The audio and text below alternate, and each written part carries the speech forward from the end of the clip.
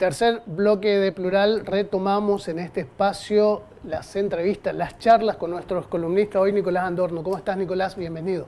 Muchas gracias, Raúl. ¿Cómo ¿Con estás? qué tema, Nico? El tema que por ahí elegí fue el tema del suicidio, por ahí retomando un poco lo que planteó el gobernador en una de las entrevistas que tuvo, remarcando justamente como un flagelo social, ¿no? Particularmente de Misiones. El gobernador en el discurso del miércoles ante la legislatura. Así es, así es. Entonces me pareció oportuno empezar a abrir estas columnas de salud mental de hoy, hablando un poco de este fenómeno que tiene que ver obviamente con el campo de la salud mental. Nicolás, primera pregunta, ¿no? ¿Es un tema para tratarlo en la televisión, en programas como estos, el suicidio? Bueno, es un tema en principio difícil de tratar porque es un tema tabú. O sea, la cuestión del suicidio está muy asociada a la cuestión de la moralidad. Siempre recae el juicio de valor y los juicios de valores muchas veces terminan invisibilizando el fenómeno como tal, y al no permitir hablarnos de esto, el tema sigue siendo tabú y no por no hablarlo no termina generando efectos en la población, digamos. Y la realidad es que es una de las problemáticas de salud mental más alarmantes de este último tiempo. ¿En estos tiempos? Sí, totalmente. ¿Por qué? Totalmente. Bueno, por diferentes motivos, pero en principio me parece interesante pensar al suicidio como algo para hablar, digamos. Hablando del suicidio es una forma de prevenirlo también. Es muy importante porque justamente el suicidio se presenta como un acto que podría ser reemplazado por la palabra, ¿no? Digo, yo creo que una persona cuando se suicida o intenta suicidarse es porque de alguna manera cortó el discurso, dejó de hablar de lo que le pasa. Lo que les pasa ya es indecible, ¿no? Y en la medida que sigamos manteniéndolo como un tema tabú, esto sigue generando, digamos, efectos en la sociedad que llevan muchas veces a que las personas cometan este acto sin poder pensarlo, sin mediar palabra, ¿no? Nicolás, ¿es un punto final? ¿Es un acto que se percibe como momentáneo, freno algo y después continúo? ¿Cómo opera la mente de un suicida? Bueno, en principio hay que hablar un poco de lo que es el suicidio o la representación de la propia muerte. Desde el psicoanálisis lo podemos ver como la propia muerte como la finalidad ineludible de la vida. Si hay una finalidad contundente en la vida, es la propia muerte. Sin importar lo que hagamos, todos nos vamos a morir. De esta manera, el suicidio lo que aparece es como una forma de acortar caminos hacia la propia muerte, ¿no? Y ese cortar caminos tiene que ver con que vivir deja de valer la pena, con que se pierden los sentidos que nos sujetan a la vida y aparece esta cuestión de si de todas maneras me voy a morir, ¿para qué estar soportando esta situación de dolor? ¿Para qué extender esto? ¿Para qué extender esta agonía? Claro, ¿para qué extender esta vida miserable?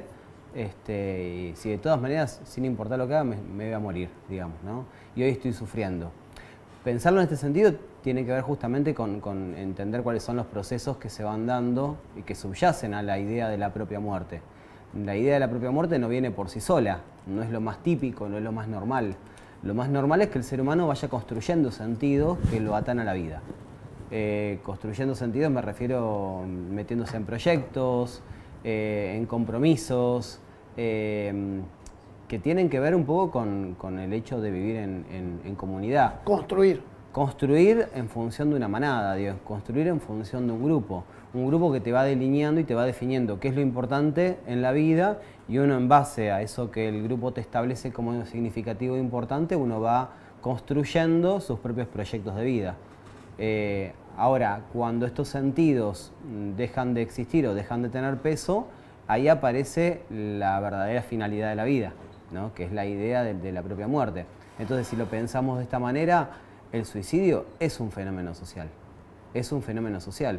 Y como todo fenómeno social, nos interpela a todos. Digo, por más que nosotros no tengamos la idea de suicidio, a noticiarnos de que alguien se suicidó nos interpela a todos como sociedad, ¿no? Es, bueno, ¿qué le pasó a esta persona? Y tampoco mucha pregunta no me voy a hacer por las dudas. Claro. Como es un tema tabú, ¿no? Entonces queda en un espacio invisible. Y por Me lo tanto interesa profundizar intratable. en lo de fenómeno social. Bueno, hay un autor, un sociólogo justamente francés, Émile Durkheim, que justamente habla de diferentes tipos de suicidios, ¿no? Pensando en función de la causa. Y todos los relaciono con cierto nivel de integración con la comunidad y cierto nivel de regulación por parte de la comunidad hacia el sujeto. Habla de 4 tipos de suicidio. Uno es el egoísta. El suicidio egoísta tiene que ver con que el sujeto no logra integrarse en la sociedad, no se siente parte de un contexto social, ni de un grupo familiar, ni de un grupo de trabajo, ni de un grupo de amigos, ni de nada. Y al no lograr integrarlo, la vida va perdiendo sentido porque no va pudiendo encontrar esos sentidos que lo aten a la vida, digamos. Ese suicidio egoísta que plantea Durkheim se propone sobre todo por fenómenos sociales que tienen mucho que ver a veces con la exceso de utilización de las redes sociales y la falta en detrimento de lo que es el contacto cara a cara, la alienación urbana, no esta cuestión de que estamos rodeados de mucha gente, pero no sabemos quién es nuestro vecino. Claro. Nos rodeamos de mucha gente, hay mucha gente alrededor, pero con ninguna de ellas nos contactamos y a nadie le importa mi vida. Tiene que ver con la presión laboral, etc. El suicidio egoísta básicamente tiene que ver con la falta de amarres sociales, que es un poco lo que decía al principio.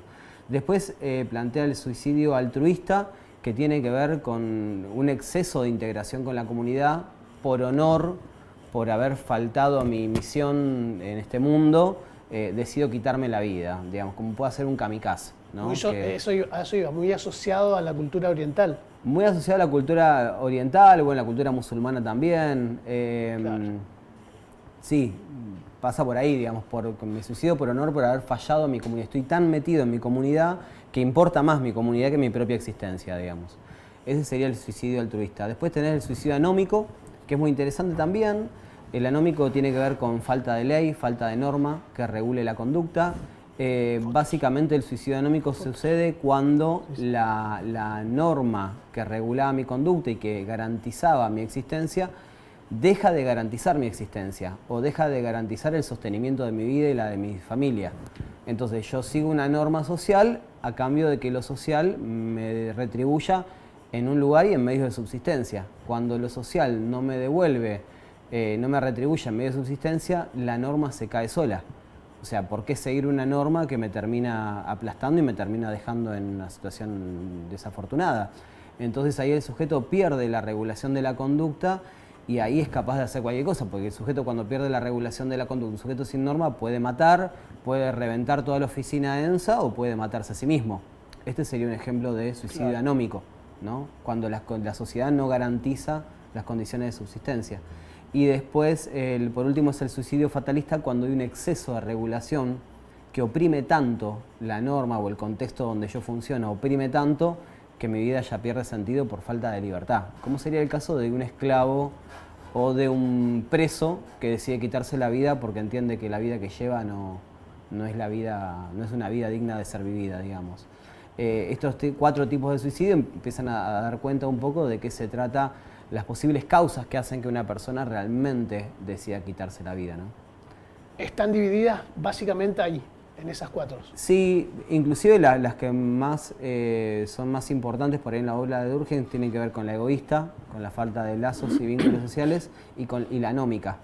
Cuando la comunidad o el contexto sociopolítico, económico, el ejemplo que pone Durkheim, de hecho, para hablar del suicidio anómico, es el embargo de una casa por razones injustificadas. Claro. Y el sujeto decide terminar con su vida cuando lo expropian de su propia casa, por ejemplo, por no haber podido pagar impuestos, etcétera, etcétera.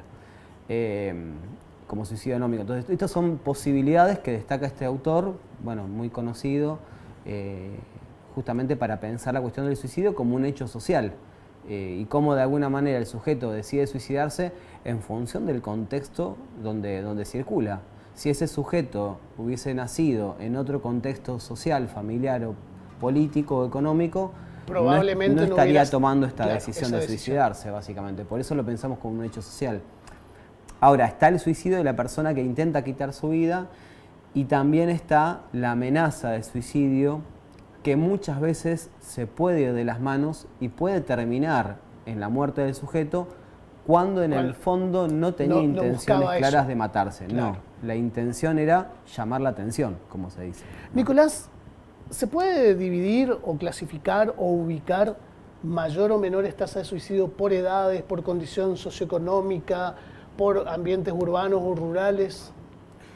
Las estadísticas proponen un mayor suicidio en la adolescencia.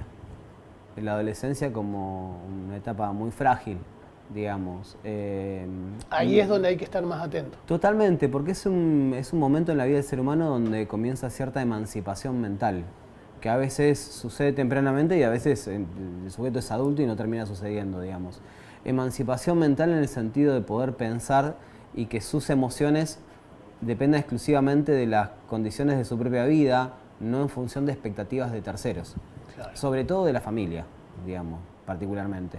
Entonces los adolescentes, independientemente de sus condiciones físicas, su vitalidad y su hambre de comerse al mundo, en la adolescencia existe esta cuestión de la falta de emancipación mental, que muchas veces los conflictos que tienen los adolescentes con los padres son, decimos los psicólogos, son saludables porque son intentos de emancipación, son intentos de desprenderse, así discutan por cualquier pavada, digamos. Son intentos de emancipación que está bueno, y que los padres tienen que acompañar eso, ¿no? Que no implica una desintegración familiar para nada, al contrario, un proceso normal bajo el cual el adolescente empieza a pensarse por sí mismo y las figuras que antes le daban ciertas garantías o confiaba, hoy por hoy tiene que derribarlas un poco para construir hacer su camino, su propio mundo mental, su propia conciencia, totalmente. En este proceso es una situación muy frágil porque muchos se terminan suicidando por falta de aceptación o desilusión de terceros, ¿no? Están muy pendientes de la mirada externa, sobre todo de los padres o de sus grupos de pertenencia.